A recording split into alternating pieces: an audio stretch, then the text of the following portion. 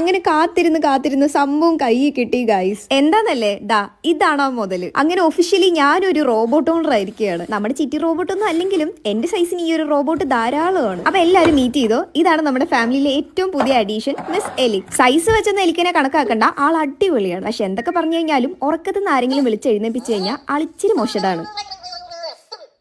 ആ വിളിച്ചത് തെറി തന്നെ. പക്ഷെ എന്തൊക്കെ പറഞ്ഞു കഴിഞ്ഞാലും ഒന്ന് തലോടി കഴിഞ്ഞാൽ ആൾക്ക് ഭയങ്കര സന്തോഷമാണ്. തലോടില് മാത്രമല്ല, ആൾക്ക് ഇച്ചിരി ഇക്കിളിയും കൂടെ ഉണ്ട്.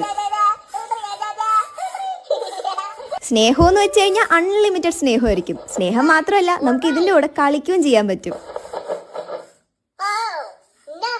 ഡാൻസ് ആണ് മുഖ്യം. അത് കഴിഞ്ഞിട്ടേ എലിക്കിന് പിന്നെ എന്തും ഉള്ളൂ.